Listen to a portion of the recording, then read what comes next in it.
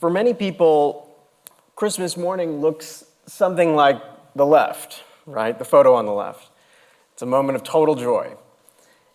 For the last several Christmases, my mornings looked more like what's on the right. I was doing a lot of homework. That's because I was spending the last several years working on a book called The Founders. And it was all-consuming. I worked every holiday. I worked every day, 7 days a week for several years, starting usually at around 4 o'clock in the morning. I didn't intend for this to happen.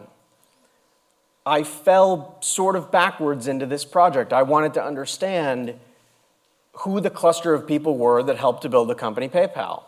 Some of them are household names today. People like Elon Musk, Peter Thiel, Reid Hoffman, Max Levchin, David Sachs. Some of them, you may not know their names, but you almost certainly use their products. If you have left a Yelp review, if you've watched a YouTube video, you owe part of that technology to PayPal. It is the seed group for Silicon Valley's ruling class, essentially. I didn't plan to spend every day of my life for several years on this project. But the more that I got into it, I became transfixed by the story. I became passionately interested in the lives of the characters. I thought I would do a couple dozen interviews. I did over 250. If you take my interviews and you string the audio end to end, I did the math later, it's like more than 15 days worth of audio. I went through 150,000 pages of emails from that period. Someone had, for some unknown reason, kept their emails from that period and gave them to me. I actually hovered outside the old office buildings where PayPal was on University Avenue in Palo Alto, and I tried to sneak in. Like if someone would leave the door open, I could sneak in just to get inside to see what it was like. I didn't, again, choose to become obsessed, but I became obsessed with this story. And it was interesting because I was simultaneously becoming obsessed with a story whose central characters were obsessive people. People like Elon Musk and people like Max Levchin. And that's what I'm going to spend some time thinking about today.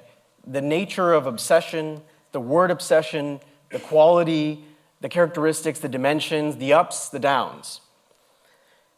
I'm going to do that through three different sort of groups of people. The first, obviously, are the PayPal founders. The most famous of these, or at least two of the most famous, Max Levchin and Elon Musk.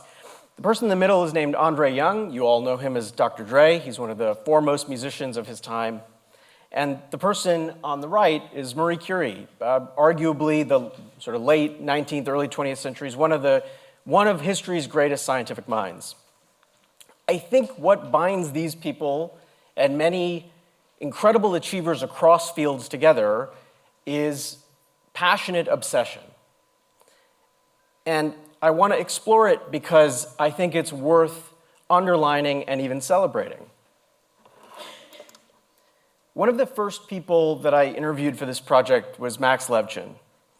And he is somebody who is the embodiment of this kind of obsession. There was a great story that he shared with me when he was in college. It was in college that he felt he finally had access to all the computing time and power he ever wanted. He was around people who loved computers, he was in computer science classes, and he was at the University of Illinois, and he felt truly at home there. And he was simultaneously a student, starting companies, and trying to live a normal life, and participating in student clubs and activities, but it was all revolved around computing. And then he, as he put it, he said he acquired a girlfriend. And it was a very complicated romantic commitment for him because, as this story illustrates, he says, I remember once coming over to her house, right when I got there, going into the bathroom to write code. And knocking on the door, his girlfriend said, what are you even doing here? And he said, what? We're dating. He was confused, but she said, no, this is not dating. You are coding in my bathroom. What I concluded from this is one thing about obsession. If you are obsessed, you are often at a remove from other people. This is a face that is known the world over, especially right now. This is Elon Musk when he's young. There's a moment in the PayPal story that's very early. Elon's half of the PayPal company is called X.com. And there's a clash at the very top of the company. And the person who Elon has brought in as a co-founder writes Elon an email saying, listen, we don't see you around the office much during the day. You should really come back to us. We miss having you as a partner. Elon was at the office. He was just there very, very, very late, and he would go home very late, get a few hours of sleep, and then come back. And this person had missed that they were sort of on different schedules. And this person shared the email exchange they had, and Elon had written back to him and said, well said, although I think you misread me a little, my mind is always on X by default, even in my sleep. I am by nature obsessive compulsive. Then he added later, what matters to me is winning and not in a small way. I think this leads me to the second conclusion about obsessiveness, which is to be obsessive is often to be misunderstood. It can also mean to not even really understand yourself. In the middle of this email, one of the things that Elon writes is that he doesn't actually understand where this obsessive tendency comes from in himself. During the middle of this enormous multi-year project, I started to get superstitious, and I had this odd relationship to media. I started to worry that if I watched a new television show, or if I read a new book, or did anything to disrupt my creative equilibrium, that it would totally derail the PayPal project. So what I did instead is I would just read, watch, and listen to the same things over and over and over again, ad nauseum, the same songs. I would listen to the same songs sometimes for weeks on end.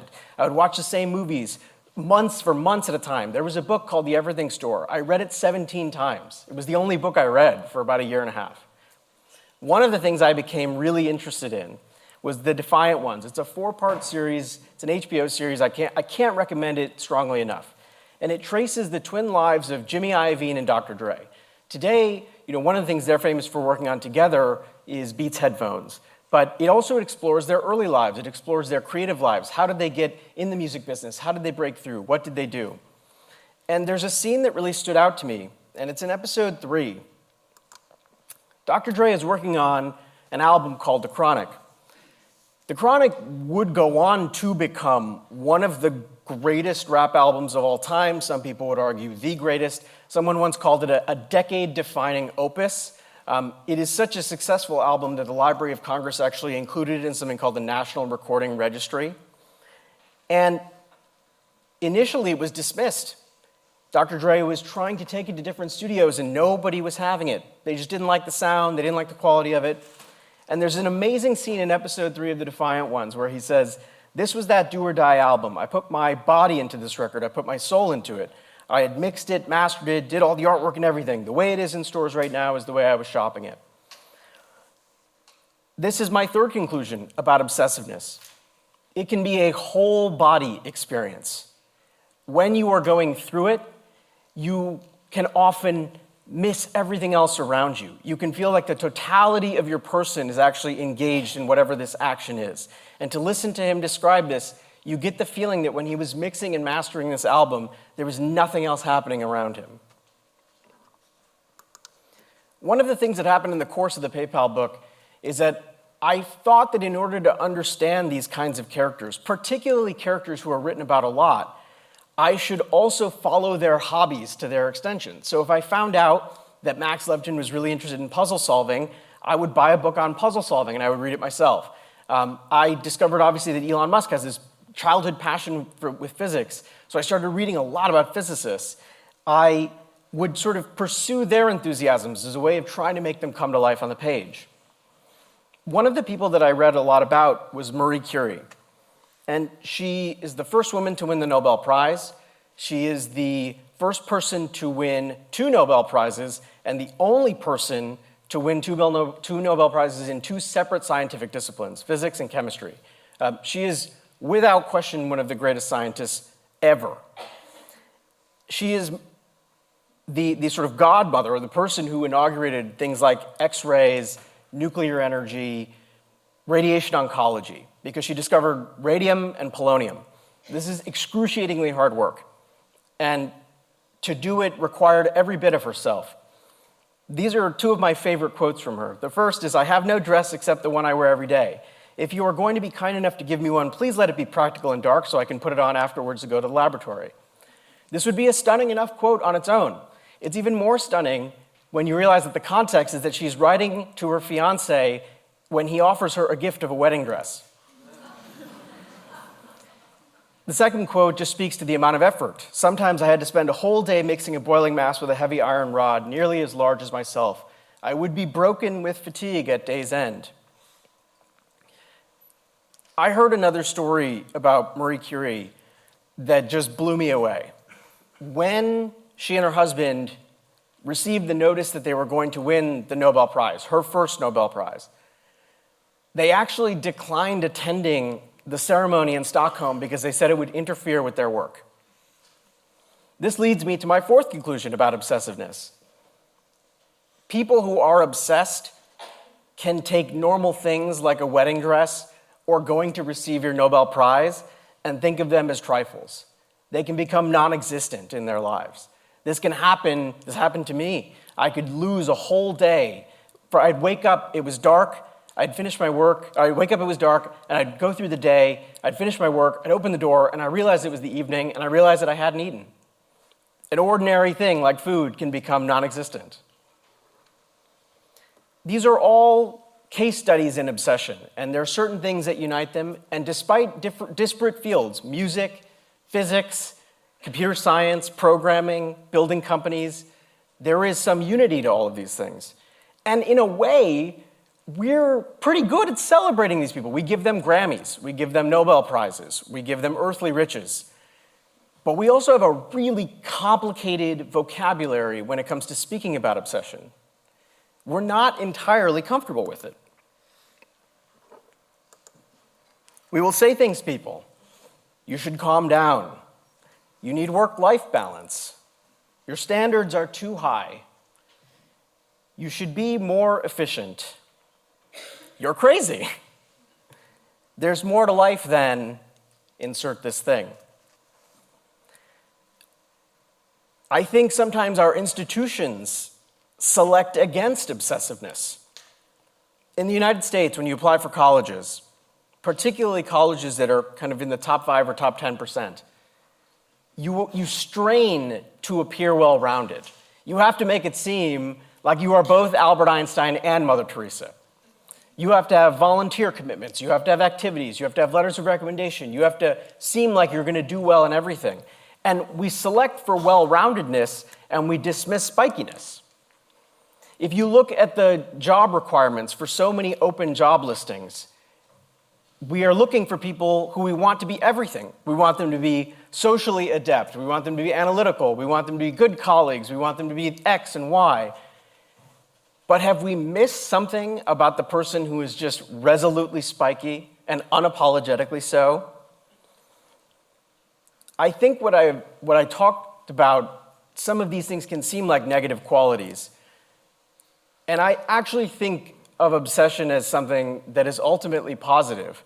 And I say that because it was in the course of being obsessed with the PayPal story that I also had some of the greatest thrills of my professional life. It looks like homework from the outside. It looks like drudgery from the outside. But you feel like you're Indiana Jones behind a laptop screen. You get the thrill of discovery. It's what Richard Feynman called the pleasure of finding things out. And I want to share one of those moments of pleasure with you, just to show you and illustrate that even in the midst of what can seem like a lot of work, you can have these utterly delightful moments.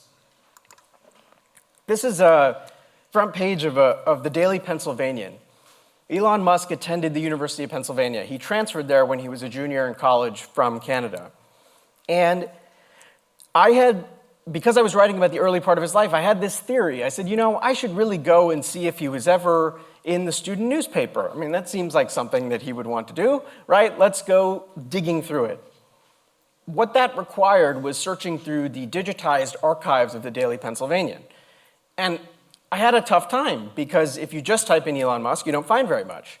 So then I decided, well, really, Elon Musk is 2 words. What if I just went searching for the word Musk? Now, here's the problem with searching for the word Musk. Digitized newspapers don't do a great job of separating Musk from music or Musk from any number of other words and misspellings. I can't tell you the number of articles I surprisingly read about the Musk ox during the whole course of doing this thing. But this went on for a while. I would go through these archives, just hour after hour, clicking through, looking at every variation of MUS, or sometimes it was NUS. And every now and again, I would find something. And it was a total delight. And this is one of the things that I found.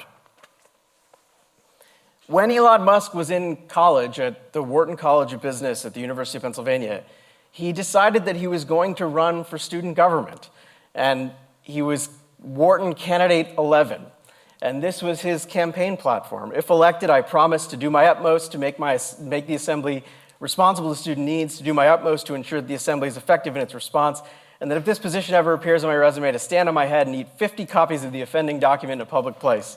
I'm running because I believe there is some good and value in being involved.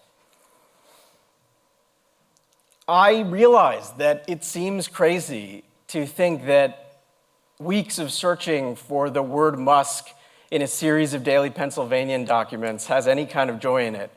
But I jumped up and down when I found this. It was the most incredible find. Why? For two reasons. One of the most covered people in the world, this campaign platform, had not been seen for years. This is somebody who every utterance is followed, every tweet is dissected, but people had missed this really somewhat endearing and very funny document that was a part of his early life. The other thing is that it validated the hours of reading about the Musk ox, which were just brutal, because I was able to take this and include it in a section of the book and bring it back to life on the page for whoever was going to read it. I want to conclude this little part by saying that Wharton Candidate 11, unfortunately, did not win his particular campaign. He lost this race, but I think things have turned out all right for him. I think that there is real value in understanding and appreciating obsessiveness. And I think at a place like this, in a conference like this, it's worth making asks. And so I have three. The first is very simply to celebrate obsessiveness. If you see this in other people, be careful about the language you use. Stoke the fire, don't dampen it. Don't tell them to trim their cells. Don't tell them to take time off. If this is the thing they feel called to do, encourage them. A more specific message is for the parents and for the would-be parents in the room. Children are wonderfully obsessive. I have a 6-year-old daughter. Last week, she spent 3 days working on a seashell necklace. I, at another time, might have demonstrated my boredom with it or my frustration that we were working on this seashell necklace for that long. But I think we ought to honor our children's obsessions. These are wonderful things when they become invested in them, and we can do things to nudge them along, or at the very least, just get out of the way and let them enjoy this part of their life and the way they can get passionately interested in even the esoteric and the arcane. And the last thing is for fellow travelers in the room. We should delight in our own obsessiveness. If you have found the thing that gets you out of bed, that makes you want to work for weeks on end, that you can't get out of your mind, and that you love so much in the face of all kinds of ridicule, in the face of how many things you have to skip socially, how many meals you forget, just enjoy it, embrace it. It is a great thrill, and you will have the pleasure of finding things out, and that pleasure can be just as good as the pleasure of a Christmas morning. Thank you.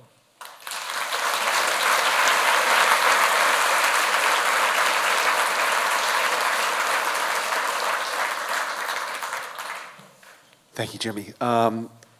So it's interesting that it wasn't intended to, but it sort of linked in quite well with what Sugata was talking about in terms of, to some extent, actually wanting to stoke an inner drive towards something versus, I suppose, having one forced upon you, if you will. And so, which does actually seem to be, I guess, is the argument here is around almost to some extent is finding things that obsess you, is almost being actually potentially like a kind of very important mission in life, is actually finding your obsession, not seeking to dull it or not let it take over your life, if you will. I was wondering, I mean, I was thinking from Sebastian's talk earlier whether or not perhaps one group of people that might actually be quite good at this is our venture capital folks. And I don't know, I mean, you're closer to this than I am. Are they the group of people to actually see that fire and then seek to finance it? I think they're in the business of it, Okay. right? And I think they're actually, that in some ways what they're looking for are not the right business plans, but a kind of characterological makeup that moves in this direction, in the direction of just complete and total obsessiveness. I think of a friend of mine, Katie Boyle, who is at Andreessen Horowitz, and one of the things that she is searching for is not sort of product market fit, but the kind of fire in the belly that would lead somebody to push through a bunch of hurdles that come with building a business. So I think they are in the business of finding it and searching for it, but I don't think there's a precise formula, and I think they would be the first to tell you that. Yeah. Well, speaking of, I mean, obviously, I mean, thank you for being willing to share some of your story. I mean, to some extent, like, when did you realize that you had this obsession? I mean, did you actually realize you had this obsession until you were in the middle of it? It took a while. At the beginning, it was a lark, and I think this is what the interesting thing is that I sort of started the project on a lark, and I think maybe 2 years in is when I realized, I looked back at like how I had spent my time the last week, and I said to myself, oh my God, I've worked sort of unceasingly on this forever. Well, let's just see how far that can go. Like, how much fuel is there in the tank? And so then it ended up that it was just this daily thing. So I don't think I even sort of fully appreciated the obsession until 2 years in. And then after that, I struggled with the challenge of, like, you know, canceling on friends and skipping events and skipping birthdays. And then became okay with it toward the end, where I said, no, this is the thing. I feel really called to do this well. Yeah. Well, I mean, also reading your career history, I mean, you spent time, if I remember correctly, at McKinsey's. You were managing editor of the Huffington Post. So those must have been obviously, you know, well, McKinsey is a certain kind of organization.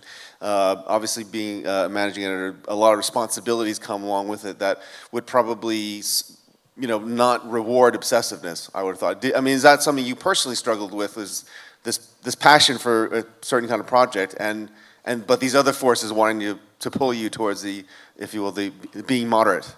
Yeah, I think it's a great question.